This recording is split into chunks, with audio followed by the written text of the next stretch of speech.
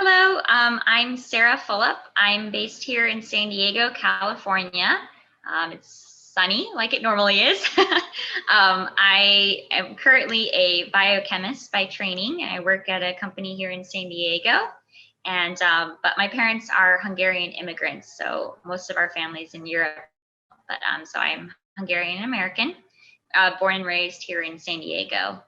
I guess today I just wanted to share my story to a diagnosis. I was diagnosed with vascular Ehlers-Danlos in April of 2020. So it's been just a little over a year, but it's been a lot of ups and downs, and kind of really excited to be able to share today of our journey to diagnosis and what we've learned, and hopefully my story will kind of help other people as well. So about 21 years ago, I'm one of 8 children. So my parents immigrated in the 80s, and they had 8 children. And my brother, when he was 15, I was about 3 years old at the time, so I don't remember. He had an aortic dissection. He was a healthy 15-year-old boy, really no signs of anything going on. And in less than 12 hours, he started feeling symptoms, and eventually my parents took him to the ER. And by the time they figured out what was going on, it was pretty much too late to do anything. So he died from an aortic dissection. And at the time, Marfan's was a little bit more well known. So they wondered if he had had a Marfan's gene, because there wasn't really any warning signs. He never had any heart problems or really any medical related things that would have caused a dissection. And we had, at the time, we got physically tested for Marfan's, but you can't see me in person, but I'm 5'2" and 102 pounds. So I definitely do not fit the profile for Marfan's, and most of my family's like that. My brother was a little bit taller, but we just kind of got a little bit of physical testing. My sister had a heart murmur, but besides that, none of us really had any indication of any vascular disease. So we didn't really get any answers, and they just said maybe he had had a random Marfan's mutation, and they kind of just left it at that. And so, growing up, I bruised really easy. Me and my sister, we sleep with our eyes open a little bit, and my sister used to twist her ankle a lot. And then I had bad TMJ, but and headaches, but nothing major, nothing to indicate anything more serious was going on. So fast forward 20 years, in 2019, I was starting to feel a lot of I was getting chronic headaches, and I started feeling a lot of numbness in the left side of my body. And I had this really bad passing out episode, and went to the ER, and they didn't find anything. And so my mom actually pushed for an MRI. And then after the MRI, I saw certain neurologists and all that stuff, and they actually diagnosed me with MS in April of 2019. And it kind of felt like it was out of the blue. I was in college, and I think a lot of the stress had exacerbated a lot of symptoms.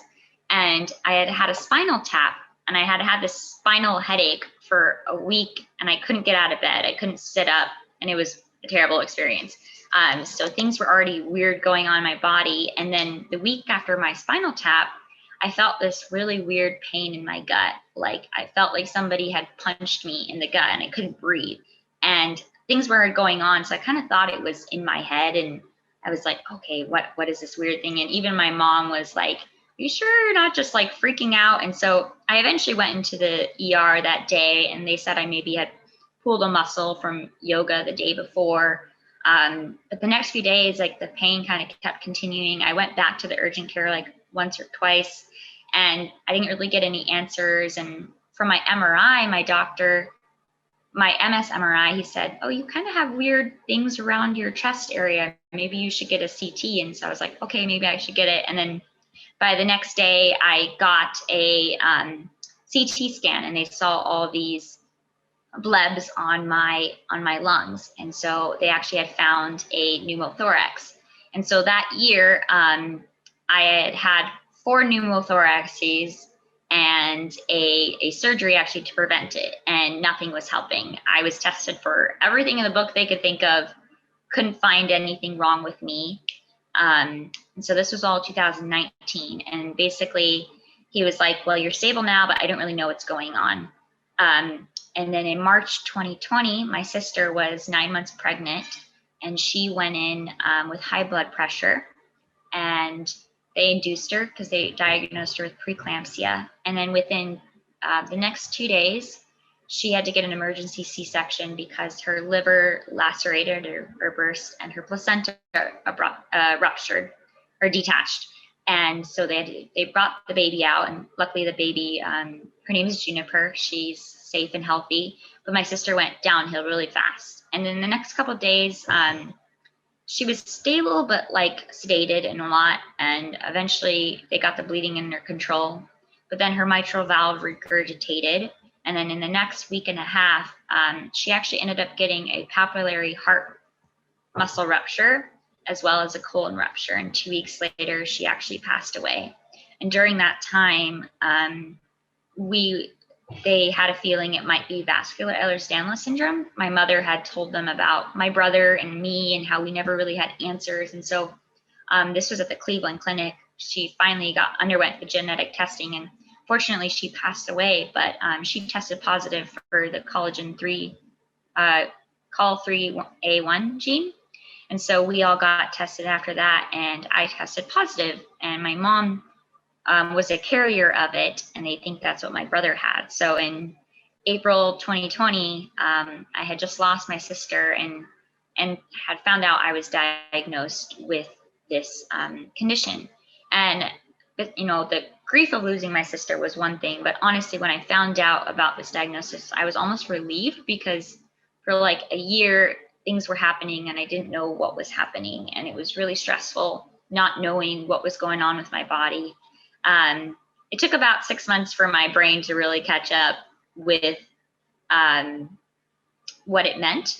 And so since about November, December, I started plugging into, I got connected with the vEDS movement and also the Ehlers-Danlos movement as well, and gotten to meet a lot of people in the cohort, and, you know, kind of in this early stage of trying to figure out how to deal with my own health and how to navigate my parents and my family's reactions. And, you know, there's a lot of trauma with it because I've lost 2 siblings with it, and thankfully no one else in my family has it, and my niece did not inherit it as well.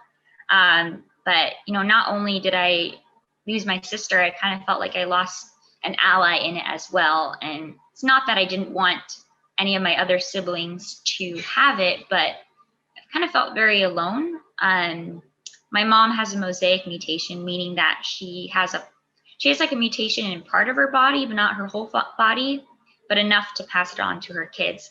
So really, I'm like the only one in my family that's really dealing with this as of now. And if I don't have kids, the mutation ends with me. And so it can be a lonely road, and trying to navigate how I don't know, live life and deal with this. And yeah, so it's confusing at times, but I've been really thankful to connect with the vEDS movement and people like the Ehlers-Danlos, and just been really encouraged by the positivity and just, I don't know, the community here. And I just been really humbled by so many people. Like, they've gone through so many things, yet they're so positive. And I felt like I've found a family in a lot of the connections I've made, and they've helped me a lot. And I've also in the last couple months been able to help other people who have been newly diagnosed. And it's not anything I ever would have wished, but it's what has been handed to me. And it's just been encouraging to see, like,